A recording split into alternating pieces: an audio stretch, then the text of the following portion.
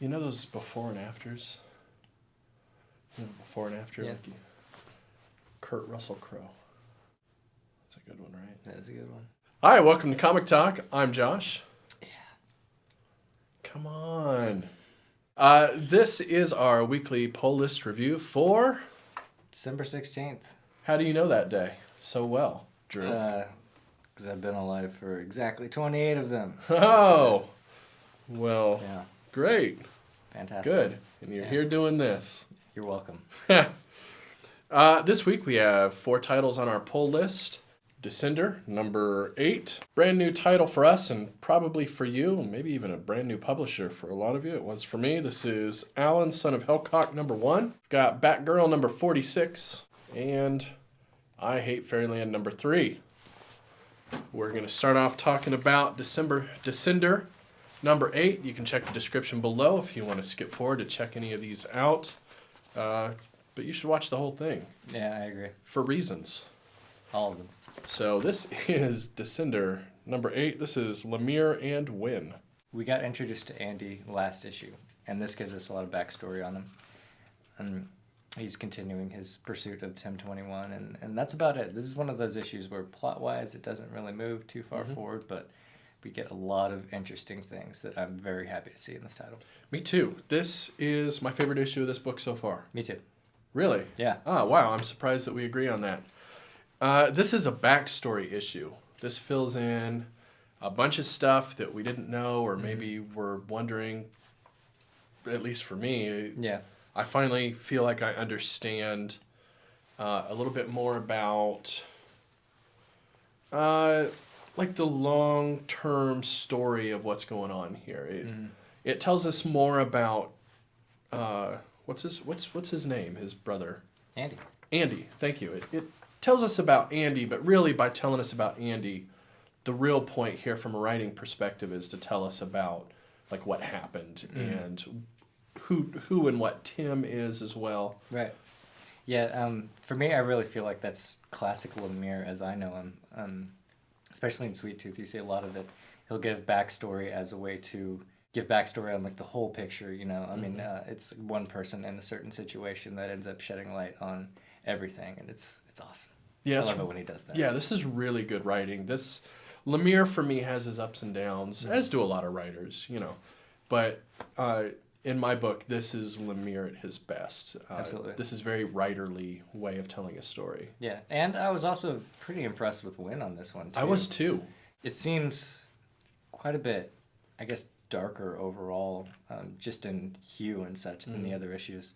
Really bringing out some of those, like, darker watercolor colors, which is awesome, you know.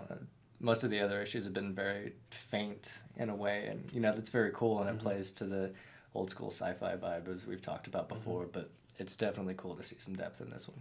Right.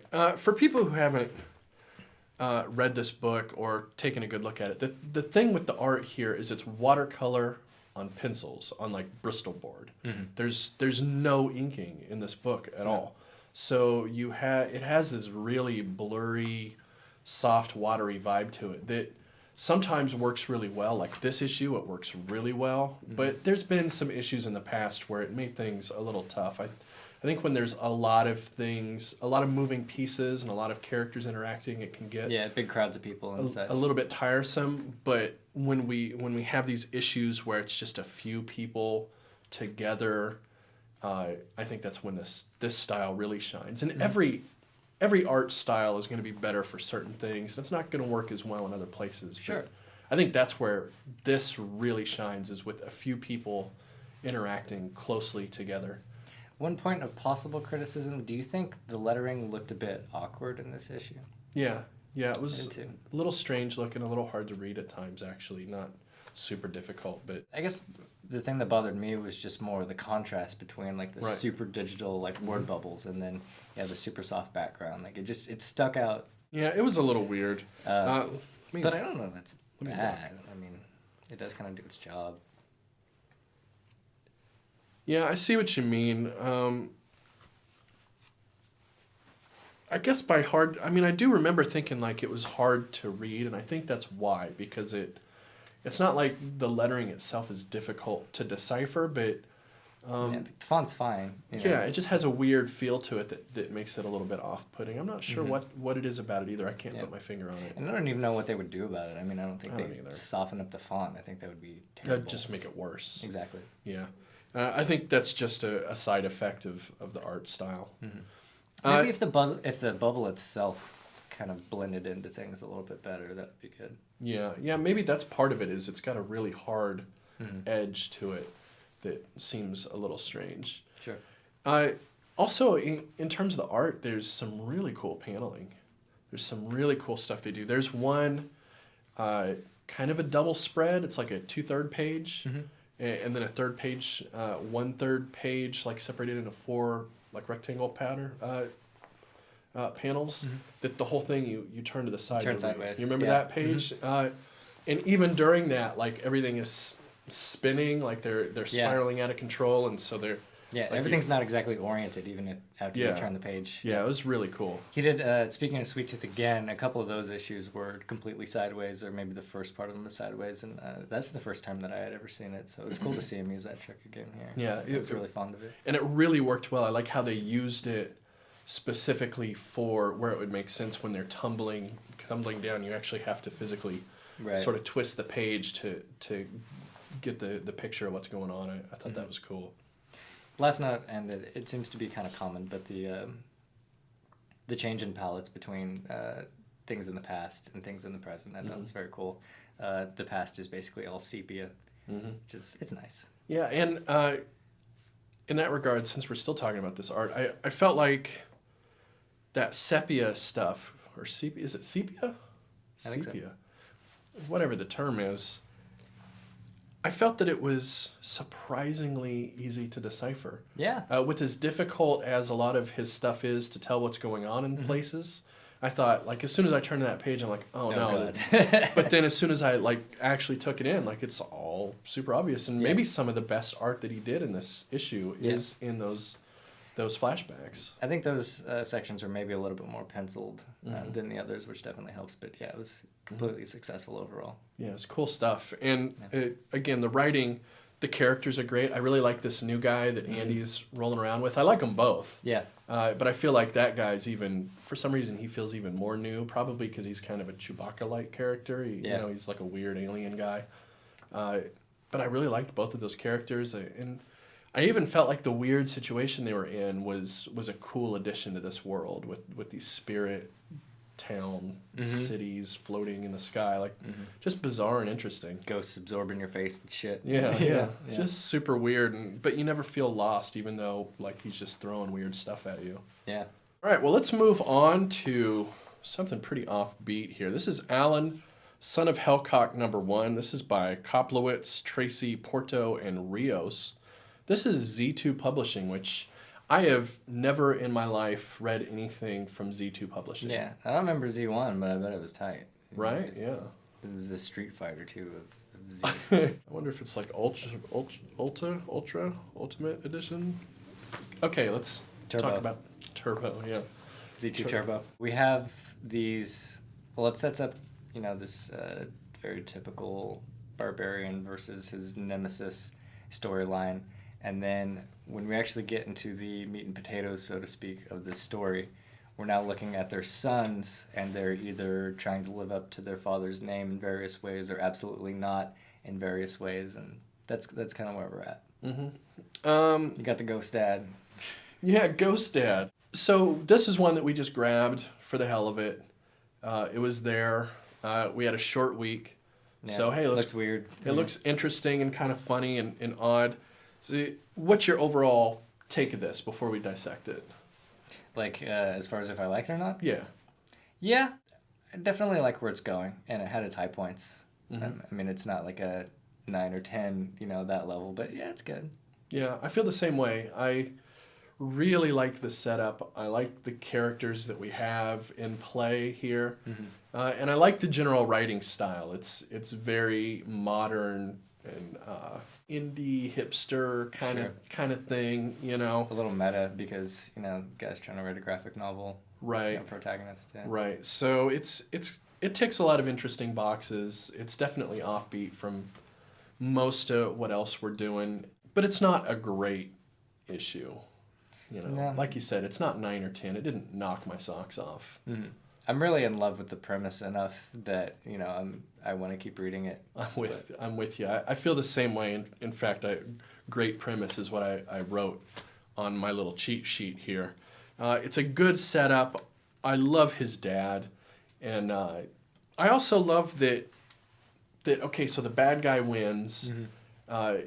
You know, that's the setup of this whole thing. The bad guy wins. He's in charge, and now things are kind of okay. Like, Yeah, it's not so bad. Running it pretty well. You Actually, know? Everybody's content. Yeah. So I love that, and like Ghost Dad is pissed off and kind of an idiot. You know, he's the hero, good guy, but heroes maybe aren't so great in this, which is pretty cool. Yeah. And his son obviously kind of knows that and doesn't think so highly of his dad. Yeah, he's just really not trying to have any of this. Yeah. His dad, he thinks his dad's an idiot. And Yeah, he fucking follows him everywhere because he's a ghost, and right. I mean, it's gotta suck. You can tell, like, he seems like one of those people that has like a super overbearing parent too. Like, he just gives off that vibe, and yeah, seeing it in action really is fantastic. Yeah. So I'm definitely sold on reading the series, at least for a while. It's at least as good as, you know, some of the other stuff we're reading. So I'm into it, and you know, if you're into kind of indie, hipstery kind of shit, you'd probably like it. It's pretty cool. Yeah. Batgirl number 46 by Fletcher Stewart, Tar, and LaPointe. So in this one, DC stops Batgirling Batgirl. Yeah, right? They do kind of, don't they? Yeah. You didn't catch that? No, what do you mean? Well, they're bringing her into like normal DC continuity shit. Okay. Yeah, definitely. So the setup here is that Eco's kind of disappeared, and her family is doing their best to kind of keep together, and they think part of that is killing Spoiler. So they're after Spoiler, and she's got to help her out. Right. So this is kind of a loose crossover tie-in with Catwoman. Mm-hmm. This is the kind of crossover I like. We actually have an episode that just came out Monday about crossovers. Oh, yeah. No, yeah, it's yeah, out. Yeah. Okay, the DC one that we're going to do is on Monday. Right. We're doing So both of them are relevant. Yes, they are.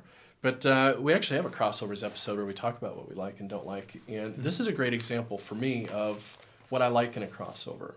Like, we see the characters we see the fallout that's happening in Catwoman spill into this. We see some of those characters spill over into this. But it doesn't feel like you have to be invested in Catwoman at all. Yeah. Because they give us a quick setup, and it's not... The only asterisk thing points back to Batgirl Annual number 3. Right. So, yeah, it doesn't even point you to a different Right. It feels very self-contained, yet if you're reading Catwoman, you just get that extra little oomph of, oh, yeah, I know what's going on there. It's cool to see that spilling over into this. So this is a crossover done right. Most of my normal loves of this series continue here. I still love the art and the feel of the characters. I think... Yeah, on the note of Spoiler, I really like the way that this writer is writing her. Yeah, me too. It's fantastic. It's definitely better than whoever is writing her in Batman Eternal. Agreed. Yeah, I completely agree with that. I also think Babs Tarr does such a great job, not only with... we've talked before about body language and such, but these action scenes are so good, man. Yeah. Like, I feel like Babs Tarr does better action than Capullo does by a long shot. I would rather see her doing Batman than him. Yeah. I love the action stuff. I think that she could be like just an action comic artist and do great. She should do Escape from New York. Right? Yeah. That'd be great. I'd love to see her do more than just Batgirl. I don't know what else she does, but I'd love to see her do just an action-packed, fighting all the time, people beating the shit out of each other kind of comic, because she does awesome with it. Yeah, given, I think in that kind of title she would have to draw the characters a little bit differently, and I haven't really seen her try to do like the dark, gritty, unshaven people. Right. But I think she could pull it off. Yeah, I think so too. I think honestly she is one of the big talents at DC. I think she's being underused. They should have her doing more stuff because I love her work. And there's also this thing with the way she does paneling that I love that I can't think of any other book other than maybe Archie does this with the lack of panel boxes where it's just white space in between the panels. Yeah. I think that looks really nice, and it really separates this book out from others.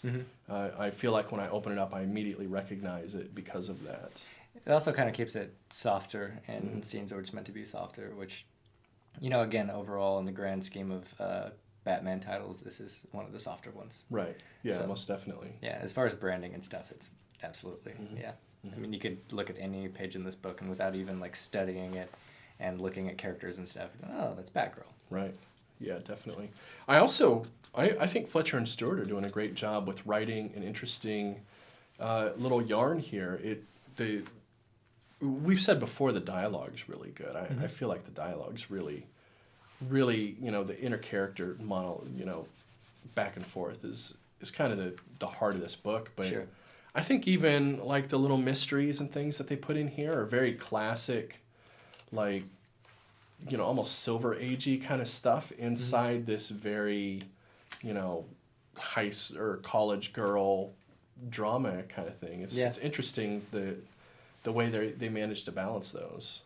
Yeah. Also, a lot of the main plot lines, I mean, some of them are okay. They're not generally while you read it, but I do appreciate some of like the longer form storytelling that we're getting. Like the thing with the thing in the back of the girl's neck. Yeah, that's been building for like months now, like 3 or 4 months. Right. And we're just kind of now seeing it come to light and really become its own thing. And that's fantastic. That's something that I think is really underutilized maybe in modern comics.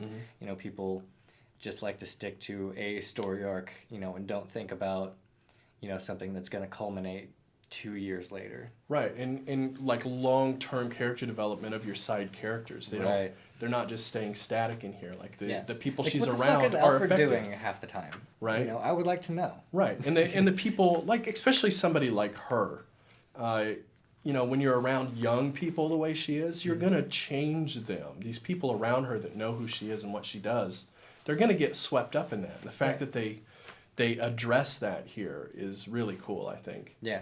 It's pretty much like a constant issue in this. I think there's like a couple of her friends are trying to superhero it up, aren't they? Yeah. And her characterizations are just so good. Like, I just love the Batgirl characterization here. They get the Oracle thing going where she has that photographic memory, right? They have that in here and they don't shove it down your throat. They just every once in a while people are just like, what are you fuck? Are you serious? Like, she's like, oh yeah, of course. You remember this 27 lines of equation? I only saw it for a second. I think this is right.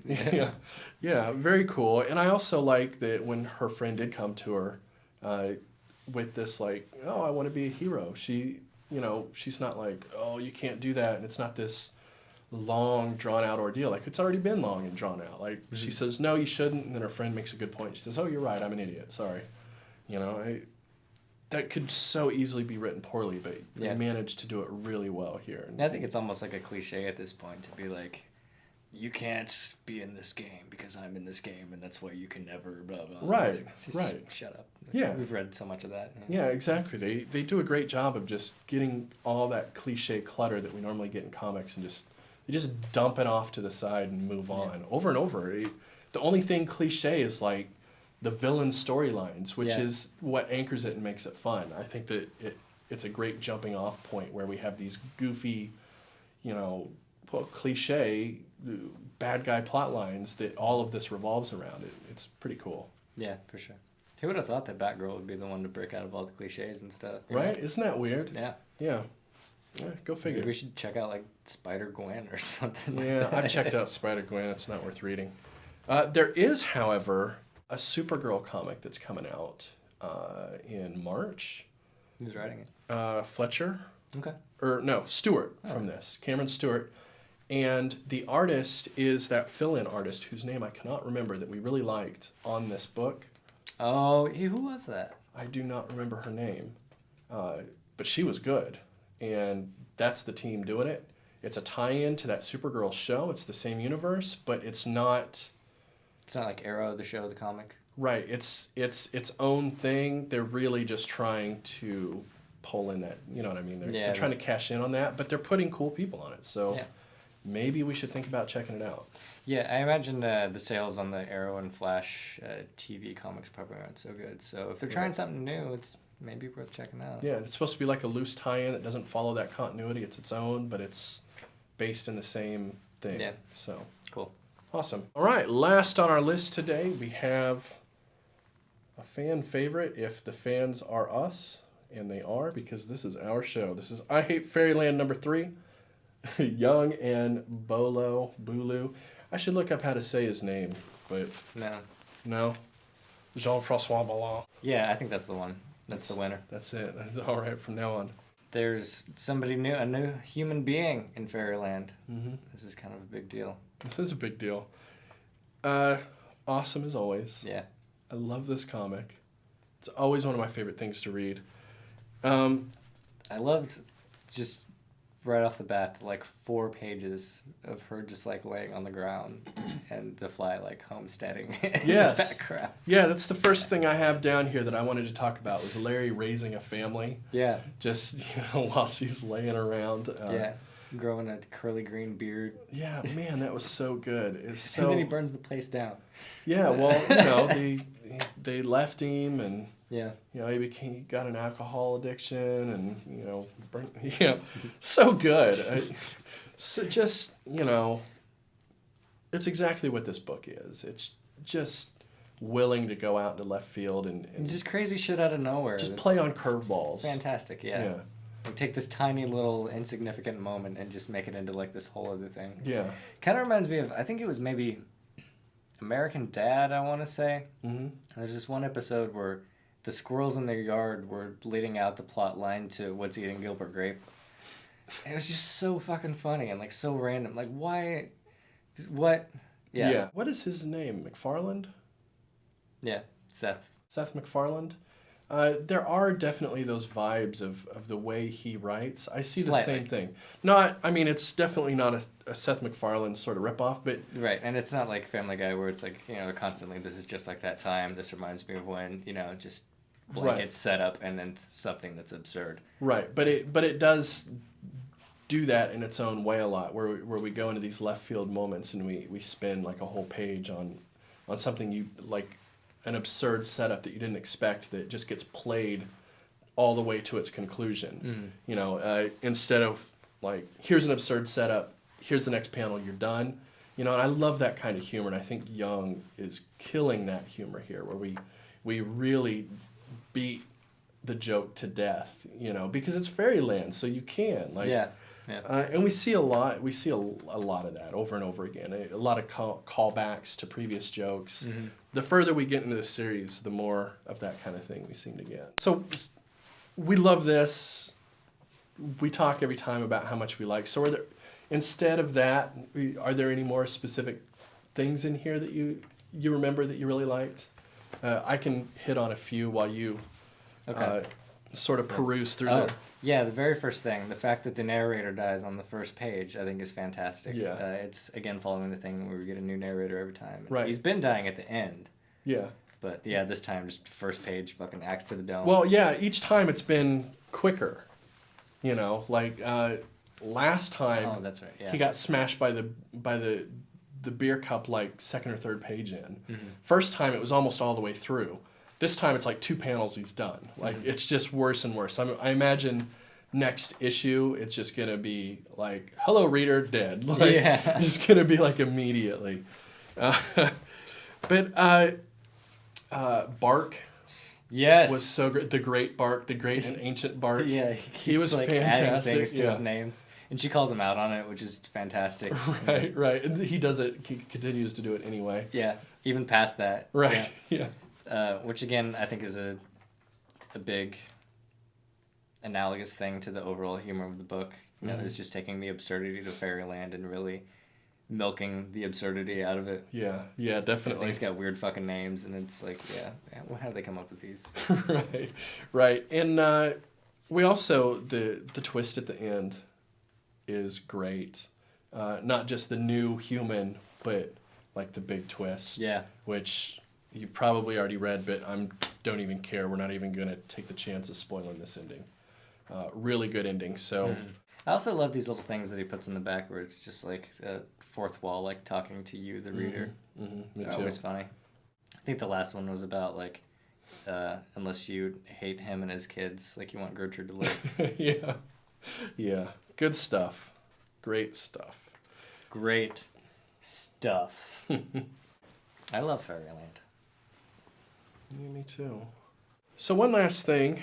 I saw today that Marvel is reprinting Vision #1 in its entirety. Have you seen this yet? Do you have any idea where I'm going with this? No.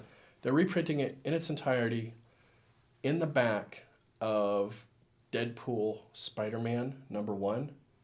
Yeah? The entire thing, #1 issue. It's like, and that issue that's being written by somebody cool. It's like McGinnis and somebody else, like a classic like team up for writing Deadpool, Spider-Man. I should know. I should have wrote it down or something if I was professional and we were like doing a video that people were gonna watch. I would. But since we're just sitting here in this room in front of the Void, just you and me. Yeah. I mean, the Void has standards, but So they're reprinting the whole issue in the back of that issue at no cost. Still just the normal $3.99 for a #1 extra long interesting. issue. What do you think of that?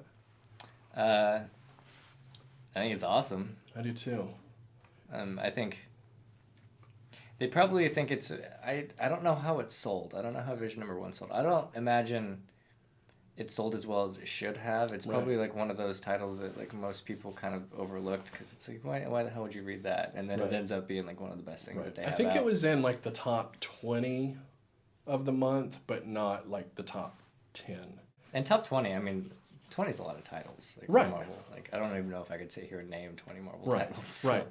And the editor actually said that they feel like Vision #1 is exactly what they want people to get out of the all new, all different like Marvel reboot, where they've taken a classic character and done something new and like pushed boundaries and really tried something different. Interesting. And that they just want to get it out in more people's hands that maybe wouldn't pick it up. So they figure Spider-Man Deadpool is pretty catchable. Tons of people are probably going to buy Spider-Man Deadpool, so let's put it in there and hopefully people get excited about it. Yeah, that's awesome that they have that much faith in. It's King, right? Yeah, Tom King. Yeah, and I think it also says a lot about why Marvel has the share that they have. Because they see stuff people like that. They see things like Tom King's work. Who he started at DC, right, and he's done some really cool stuff at DC, but who knows about it? Like Grayson's really cool, and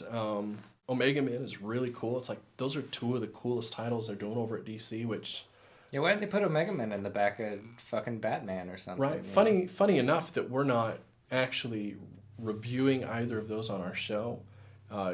If you want us to do that, by the way, you should probably say so, because we don't really have room, but we'll make room if enough people want us to read it. Because I read Grayson pretty regularly myself, and I'm kind of slowly catching up on Omega Man, and they're both good. But, DC you don't see anything for them. Like, you read these DC titles, and there's not even stuff for them. We get stuff for, Batman title #5. Yeah. You know what I mean? Like yeah, the Dark Knight reboot, and then the D side. Ninja Turtles. Right. Fucking, yeah. And then there was all those ads for the KFC Flash. It's like, what image of your company are you actually trying to portray with all this like sellout bullshit? Right. And then we got Marvel taking the same guy later who is cutting his teeth at DC. Now he's at Marvel, and they're just reprinting his entire book in something else to try to get him, more eyes on him. Yeah. Which I'm bringing up because we have an issue coming out here Monday. It is Monday, isn't it? What's the matter with DC and what we think they're doing wrong, why they are kind of sucking butts, I believe is the way I put it on the episode that's coming out. Yeah. This one really, I want to see a lot of comments on that, because, we both have our theories, but, we don't really know shit. Yeah. In the grand scheme of things. So. Yeah, we're just snowballing our own ideas. Yeah. And never mind. Don't even know. I know, right? No. So yeah, anyhow, I thought that was cool, and since we have that video coming up, I thought I'd bring it up. Other than that, you can check back with us on Wednesday, Christmas Eve, also known as Christmas Ween. Yes. Where we will have another Pull List review episode like this. Yep. Yeah. It's the Monday and the Wednesday and the Facebook and the Twitter. And then see you later, guy. See you later, crocodile.